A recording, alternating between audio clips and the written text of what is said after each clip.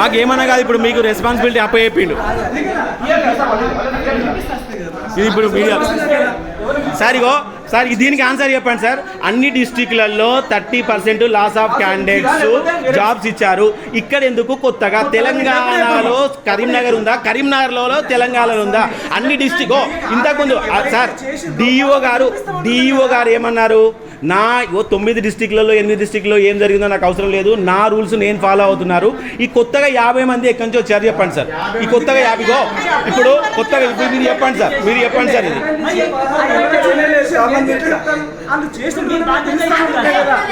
అట్లాగా సార్, ఇప్పుడు మీకు అప్పచెప్పారు కదా, మీరు మాట్లాడుతున్నారు కదా. ఇంత దారుణం, ఇంత అన్యాయం. 8-9 రోజుల నుంచి పడిగాపు రాస్తున్నాం.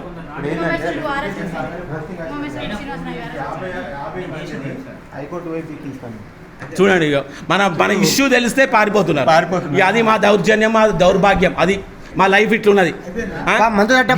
గింత దారుణమైన విషయం ఎక్కడ చూడలేదు.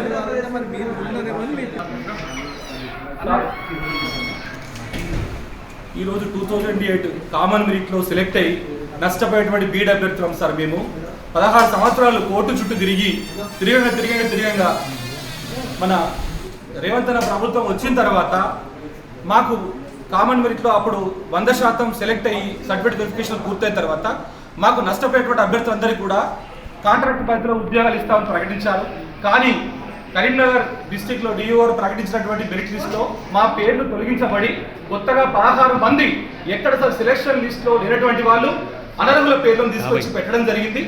ఇది ఎంత అన్యాయమని మొత్తుకున్నా సార్ వాళ్ళు కనకరిస్తారు సార్. ఇక్కడ సార్ మా పరిస్థితి చాలా దారుణంగా ఉంది సార్. మేము అన్ని ప్రూఫ్లు కూడా ఉన్నాయి మా దగ్గర. మేము కామన్ మెరిట్ ప్రకారం సెలెక్ట్ అయ్యి అన్ని ప్రూఫ్లు కూడా పట్టుకొని వస్తే అవన్నీ తప్పు, అప్పుడు సెలక్షన్ లిస్టే తప్పు, అప్పుడు అధికారులే తప్పు, అప్పుడు చేసే టీచర్లే తప్పు అని చెప్పి సారు ఇక్కడ మొత్తంగా సార్ మమ్మల్ని చాలా దారుణంగా పరిస్థితి తీసుకొచ్చారు సార్.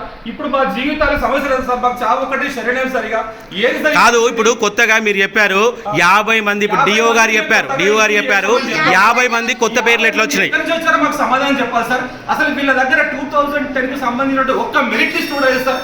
వాళ్ళు ఇష్టం వచ్చినట్టు తయారు చేసుకుంటూ మధ్యలో చాలా మంది ఇరికిస్తూ అసలైనటువంటి అర్హులకు అన్యాయం చేస్తున్నారు సార్. కాదు సార్, 9 జిల్లాలలో ఒక లెక్క, కరీంనగర్లో ఒక లెక్క, తెలంగాణలో కరీంనగర్ ఉందా, కరీంనగర్లో తెలంగాణ ఉందా, అది తెలియాలి. ఒకటే రూల్ అమలు కావాలి. కానీ నేనే బాసును, నా జిల్లాకు నేనే చేసుకుంటా అని ప్రవర్తన అనేటువంటి సార్లు ఎక్కువ. మిగతా 9 జిల్లాల్లో ఎటువంటి కాంప్లికేషన్ లేకుండా చక్కగా జరిగిపోయింది సార్. కానీ ఇక్కడ మాత్రం ఎంత దారుణమైనటువంటి పరిస్థితి అంటే ఇష్టం వచ్చినట్టు మెరిట్ తయారు చేసుకుంటూ ఉపాధ్యాయులు కాబోయేటువంటి ఉపాధ్యాయుల జీవితాలతో చెలగడమాడుతుంది సార్ డిఓ గారు. ఇది అన్యాయం సార్. ఇది చాలా దారుణం సార్. మా ప్రాణాలైనా వదిలేస్తాం కానీ ఇక్కడ నుంచి మాకు న్యాయం జరిగే వరకు మేము ఎక్కడికి కదలేదు. మేము ఏ లేదు. మేడం మీరు బీసీఈకి సంబంధించిన అన్యాయం ఏందో చెప్పండి. అది చెప్పండి. బీసీఈ ఎవరిది అది చెప్పండి. హిందూ అమ్మాయి పేరుంది. అక్కడ పెద్ద దారుణమైన మిస్టేక్.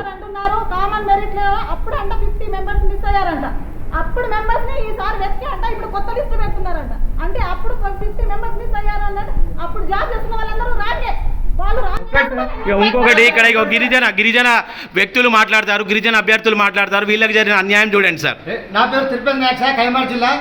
గత 2010 సంవత్సరంలో మేము కోర్టులో తిరిగి నోటిఫికేషన్ ప్రకారం సెలెక్ట్ అయ్యి సర్టిఫికేట్ వెరిఫికేషన్ అయింది. కానీ చివరి మూమెంట్లో మా ఉద్యోగాలు కోల్పోవడం వల్ల మేము కోర్టుల తిరిగి ప్రజాప్రభుత్వమైన రేవంత్ రెడ్డి గారి ప్రభుత్వంలో మాకు ఫిబ్రవరి నాడు మాకు హైకోర్టు తీర్పు ఇచ్చింది. ఆ రోజు 30% నష్టపోయిన బీఈడీ అభ్యర్థులను అన్సక్సెస్ఫుల్ క్యాండిడేట్ వాళ్ళను న్యాయం చేయాలని ఆ రోజు ఇప్పుడు మీరు రేవంత్ సర్కార్ దానికి ఇంప్లిమెంట్ చేస్తే 9 జిల్లాలో 8 జిల్లాలో ఒక విధంగా, కరీంనగర్ జిల్లాలో ఒక విధంగా మేము గత వారం రోజుల నుంచి డిఓ శాఖ వేడుకుంటున్నాం సార్.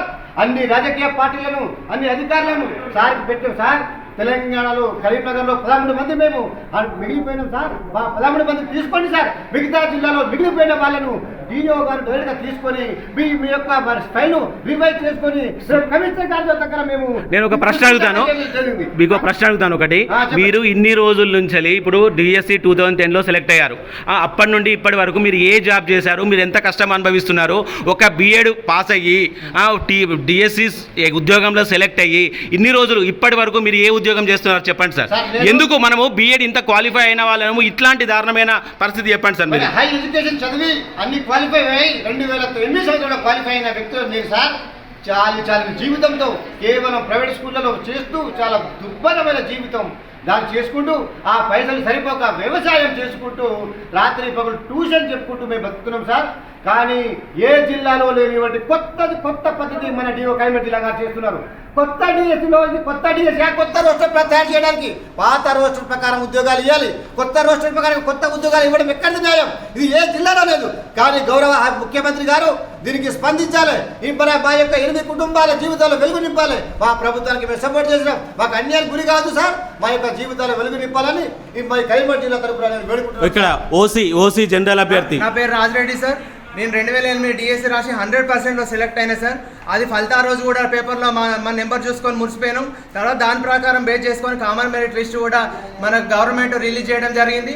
దాని ప్రకారంగా మేము వెరిఫికేషన్ కూడా 2010లో వెరిఫికేషన్ కూడా వెళ్ళడం జరిగింది సార్. ఆ మధ్యలో ఏం జరిగిందంటే 70-30 28 జీవో తీసుకొచ్చి సార్. ఈ 28 జీవో ఏంటంటే టీటీసీ వాళ్ళకి డైట్ వాళ్ళకి సపరేట్గా 30% రిజర్వేషన్ చేయడం వల్ల నేను వెరిఫికేషన్ అయిన క్యాండిడేట్ని కూడా 28 జీవో వల్ల మా ఉద్యోగాలు కోల్పోవడం జరిగింది సార్. ఆ ఉద్యోగాలు కోల్పోయిన దానికి మేము కోర్టుల చుట్టూ తిరిగినాం సార్. కోర్టుల చుట్టూ తిరిగినప్పుడు కోర్టు జడ్జి గారు కూడా వీళ్ళకి లాస్ ఆఫ్ 28 జీవోలో వీళ్ళు నష్టపోవడం జరిగింది, వీళ్ళకి ఇప్పటికైనా న్యాయం జరగాలి, వీళ్ళ ఉద్యోగాల్లోకి తీసుకోండి అని జడ్జి గారు కూడా ఇంటీరియర్ ఆర్డర్ పాస్ చేయడం జరిగింది. దాని ప్రకారంగానే కాంగ్రెస్ గవర్నమెంట్ కూడా ముందరికి వచ్చి అప్పుడు వీళ్ళకి న్యాయం జరిగింది. ఇప్పటికైనా వీళ్ళకి మన కాంగ్రెస్ గవర్నమెంట్ తరఫున న్యాయం జరపాలి, వాళ్ళని ఆదుకోవాలి, వాళ్ళ కుటుంబాలను నిలబెట్టాలనే ఉద్దేశంతో కాంగ్రెస్ గవర్నమెంట్ ఏం చేసిందంటే అప్పుడు 28 జీవోలో నష్టపోయిన సెలెక్టెడ్ అయ్యి వెరిఫికేషన్ అయిపోయిన క్యాండిడేట్స్ 28 జీవో వల్ల ఎవరైతే నష్టపోయారో వాళ్ళందరూ కూడా ఇప్పుడు కాంట్రాక్ట్ పాత్ర ఉద్యోగాలు తీసుకొని వాళ్ళ కుటుంబాలు నిలబెడదామని వాళ్ళు ఒక నిర్ణయానికి రావడం జరిగింది సార్. దాని ప్రకారమే ఇప్పుడు 27th నుంచి సర్టిఫికేట్ల వెరిఫికేషన్ పిలవడం జరిగింది సార్.